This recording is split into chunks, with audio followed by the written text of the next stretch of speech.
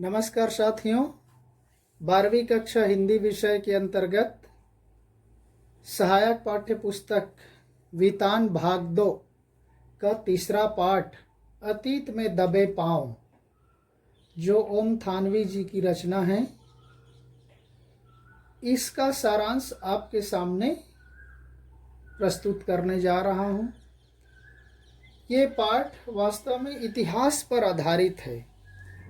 संपूर्ण घटनाक्रम हमारी सबसे प्राचीन सभ्यता, हमारी क्या पूरे विश्व की सबसे प्राचीन सभ्यता सिंधु घाटी सभ्यता, जो मोहनजोदड़ो नाम से जाना जाता है, उस सभ्यता के बारे में ही पूरा वर्णन प्रस्तुत पाठ में किया गया है। इसलिए यह पाठ पूरी तरह से ऐतिहासिक पाठ है, इतिहास पर आधारित पाठ है। तो चलिए चलते हैं पाठ की ओर। अखंड भारत में 20वीं सदी के तीसरे दशक में जो प्राचीन सभ्यता की खोज में 2 स्थानों पर खुदाई का कार्य किया गया था। वर्तमान समय में ये दोनों स्थान पाकिस्तान के अंतर्गत हैं। एक पाकिस्तान के सिंध प्रांत में मोहनजोदड़ो और दूसरा है पाकिस्तान का पंजाब प्रांत में हड़प्पा। ये 2 नगरों को पुरातात्विक क्षेत्र के विद्वानों ने खुदाई के बाद सिंधु घाटी सभ्यता का पता लगाया और इसी के आधार पर हमारे देश की सभ्यता को विश्व के सबसे प्राचीन सभ्यताओं में गिना जाने लगा। इसके पहले तक हमारी सभ्यता को प्राचीन सभ्यता मानने से लोग हिचकिचाते थे। मोहनजोदड़ो और हड़प्पा संसार के प्राचीनतम नियोजित शहर माने जाते हैं और मोहनजोदड़ो का अर्थ है मुर्दों का टीला, अर्थात वहाँ पर ऊंचाई वाले स्थान में बहुत सारे लोग दबकर या किसी कारणवश वहाँ पर मर गए हैं, उनकी मृत्यु हो चुकी है, इसलिए उसको मुर्दों का टीला कहा जाता है। यह नगर मानव निर्मित छोटे मोटे टीलों पर आबाद था। इस नगर की सभ्यता के नष्ट होने के बाद इसे ये नाम दिया गया।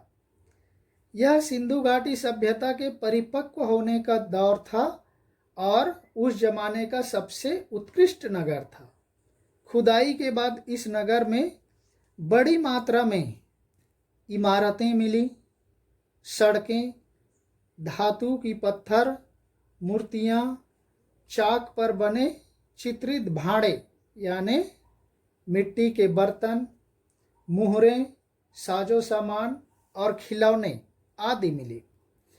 मोहनजोदड़ो अपने दौर में सभ्यता का प्रमुख केंद्र था और संभवतः यह इस क्षेत्र की राजधानी भी था। यह शहर से 200 हेक्टेयर में फैला हुआ था। 5000 वर्ष पूर्व यह एक महानगर था। इस नगर से सैकड़ों मील दूर हड़प्पा नामक नगर था, जिसके साक्ष्य वहाँ पर रेल लाइन बिछाने के समय नष्ट हो गए। यह नगर मैदान में नहीं है, अपितु एक जमीन सामान्य धरातल से ऊपर उठे हुए टीले पर बसा था। ये टीले प्राकृतिक नहीं थे, अपितु मनुष्यों द्वारा बनाए हुए थे। इसमें कच्ची पक्की ईंटों से धरती की सतह को ऊंचा उठाया गया है। यह कार्य सिंधु के पानी के बचाव के लिए किया गया था। यह नगर भले ही आज खंडहरों में बदल गया है, किंतु इसके स्वरूप का अनुमान आसानी से लगाया जा सकता है।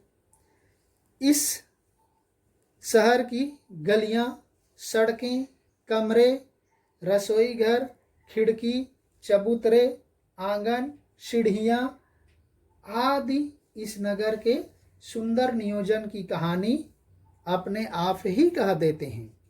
यहाँ की प्रायः सभी सड़कें सीधी हैं या फिर आड़ी तिरछी हैं।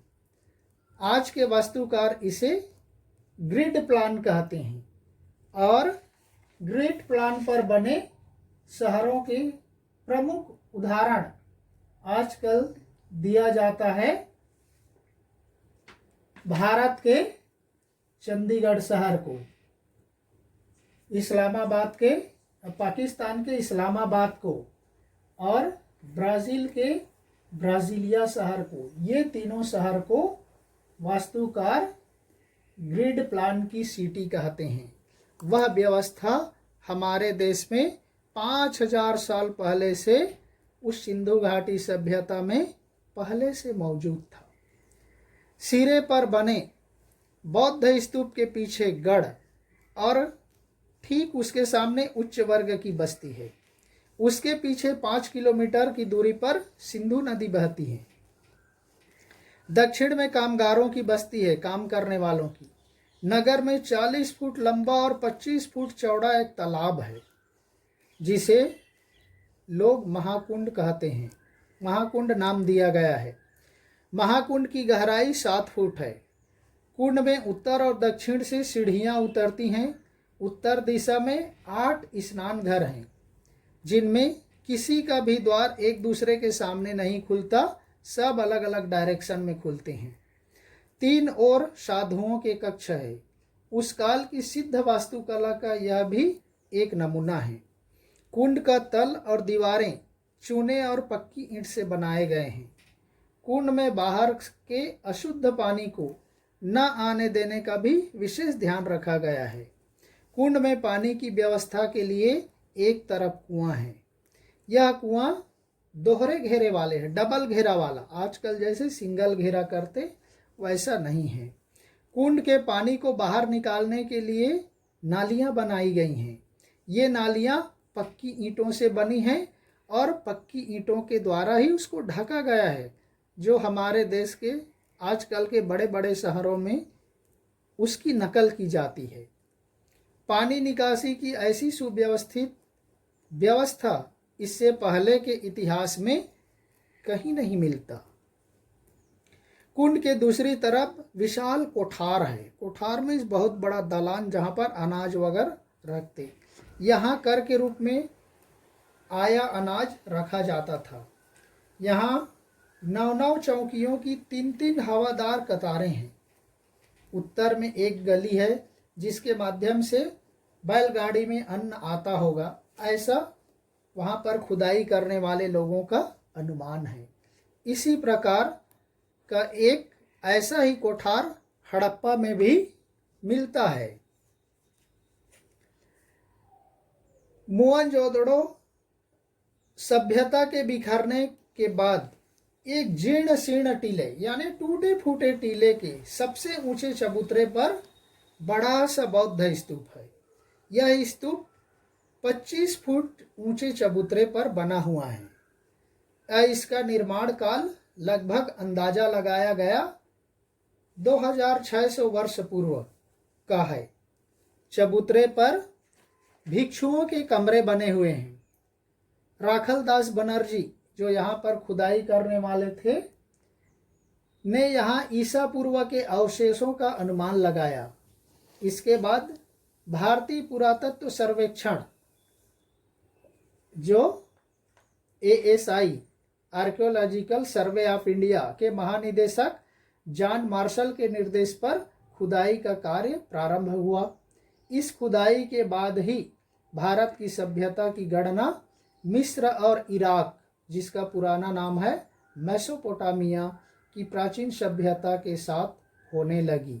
अन्यथा इसके पहले हमारे देश की सभ्यता को प्राचीन सभ्यता नहीं माना जाता था। लोग मानने में शंका करते थे। तो इस तरह से हम यहीं पर अपना पहला वीडियो समाप्त करते हैं। नेक्स्ट वीडियो में दूसरा भाग फिर से करेंगे। तब तक के लिए धन्यवाद। जय हिंद।